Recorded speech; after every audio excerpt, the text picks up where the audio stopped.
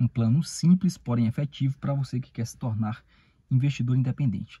O investidor independente é aquele que toma as decisões por conta própria, sem depender da oferta de produtos por seus gerentes de banco, nem pelos assessores das corretoras, ou seja, ele vai em busca das informações e decide pelos ativos que ele acha que estão de acordo com os seus objetivos. Se eu fosse começar do zero, eu começaria pela renda fixa. Mas qual renda fixa? Porque tem tantos produtos, tem CDB, tem LCA, tem CRI, CRA, debêntures. Dentro das debêntures você vai encontrar várias classes de debêntures, inclusive as que têm garantia real e as que não têm garantia real. Então, você pode ficar meio perdido. Como que eu iria começar? Eu ia começar pelo que fosse mais seguro e que tivesse maior liquidez. No caso, é o Tesouro Selic. Eu colocaria primeiro, aportaria dinheiro nesse Tesouro Selic, até que eu tivesse pelo menos 6 meses de renda guardada ali, como uma reserva de oportunidade. Depois, eu passaria para outros produtos, mas ainda de renda fixa, como CDB, LCA, LCI, ainda não mexeria com CRA, nem com CRI, nem com debêntures. Depois de um ano acumulando essa reserva de oportunidade e também já gerando renda, eu posso passar para a renda variável. Na renda variável, eu procuraria empresas que tivessem se mostrado resilientes, empresas que já estivessem passado por crises, superado essas crises e que tenham mostrado bons resultados, pelo menos nos últimos 5 anos. E também empresas que têm uma gestão sólida, que têm uma gestão séria e que está sempre em crescimento. As empresas mais arriscadas, no primeiro momento, eu iria evitar fazer aquelas apostas em empresas que estão começando, empresas que têm aparentemente um valor super atraente de ação para que você compre muito, mas aí você não sabe o que vai acontecer com aquela empresa.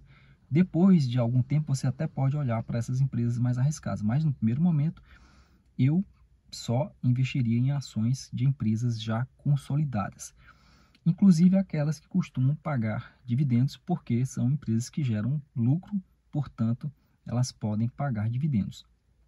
Depois de ter pelo menos ali 1 ano e meio de capital acumulado, aí eu poderia passar para ativos mais arriscados, tipo ações de small caps, ações de empresas que estão iniciando, mas que já não são mais tão pequenas, abriram capital recentemente, e também para outros ativos que sejam mais arriscados, como os fundos de criptomoedas, entre outros.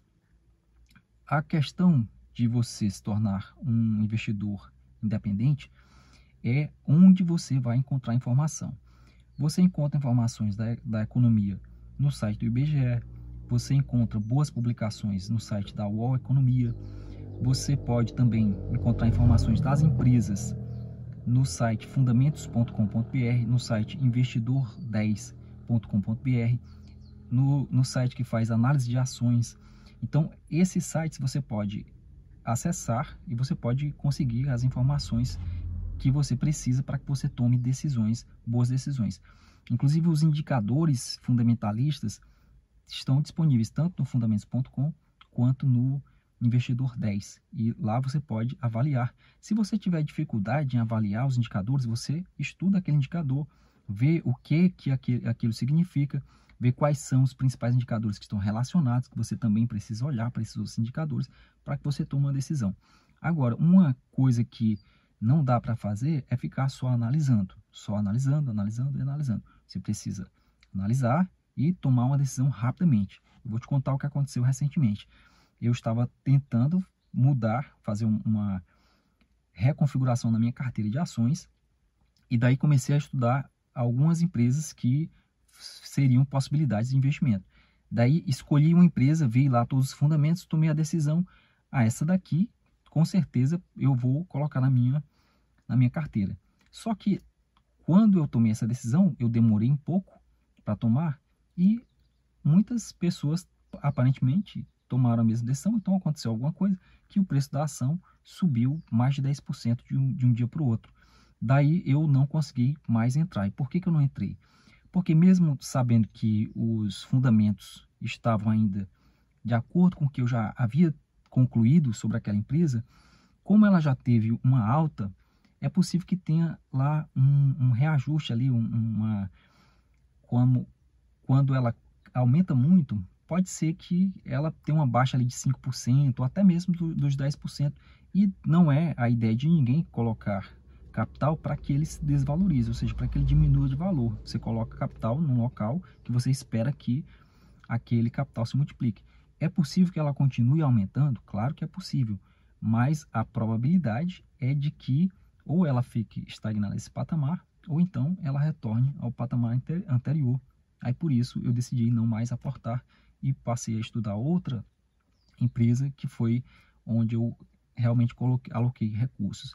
Então, se você vai estudar determinada ação, determinada empresa, estude rápido, tome suas decisões rapidamente e coloque o pé na água. Você não pode ficar com medo o tempo todo, com medo de colocar lá o dinheiro que você vai perder. Se você tiver medo, o melhor é que você não faça o aporte.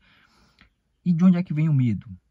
Provavelmente da falta de conhecimento. Quando você decide colocar o seu dinheiro em determinado investimento, você precisa ter conhecimento suficiente sobre aquilo ali para que você não tenha medo de perder o seu dinheiro, de ter uma perda do capital, até mesmo uma perda total daquele capital em ações. Isso é possível. A gente tem exemplos aí de empresas que foram à falência e investidores que perderam todo o seu capital.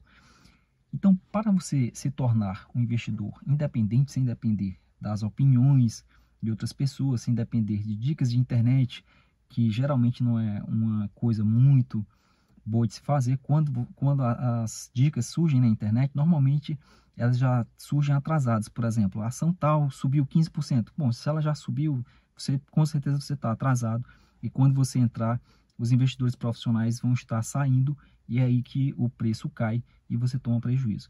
Por isso, estude, mas seja rápido, tome a sua decisão rápida, baseada em fundamentos, de acordo com o seu objetivo. E daí você pode ter os melhores resultados possíveis com as informações que você tem naquele momento.